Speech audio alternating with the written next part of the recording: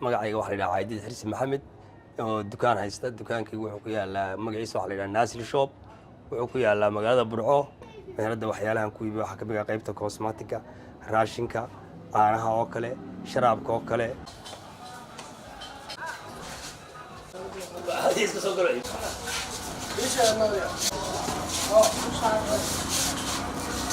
shirkadda Kimis ayaan in badan ka qaadanayay ama waxay siinayeen muddo ilaa 4 sano waan ka qaadanayay markasta adigu lacagta wixii aan leeysiiyay ama hal leeysiiyay waan soo celiyaa aad ayaan uga faa'iiday 4 sanadood dhowr inana way iga shaqeeyaan oo meherada ma garanaysa meheradahan waa shaqaaleeyo way iga shaqeeyaan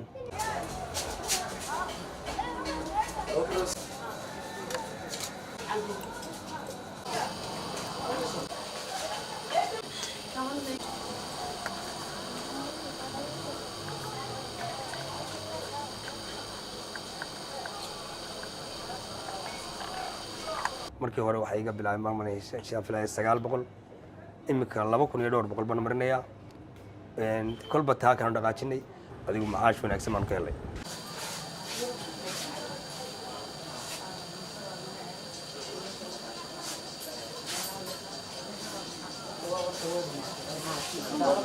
hadda waxaan hindisayaa meherad halkan qolkan dhinacayga ay kireysan waxaan doonayaa inaan ka sameeyo qayb booshari ah oo qudradda iyo waxa iibisa عندنا هذا هنا الهندسة وان سميه كهدي دقالة ليس كردي أنا وان سي هندسة وان شغال أنا وان سي بدينا يا عندهم هردو وان سي كرديان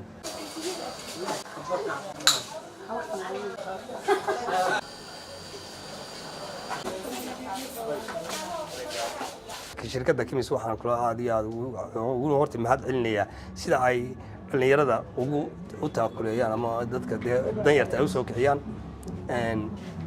مركا وحنا كل تلها hawsha wadan si dardargeliya aad iyo aad baa ugu mahadsantiin si fiican baa qabateen laakiin dardargelin si sameeya si dhaqaalaha dhalinyarada u soo kacdo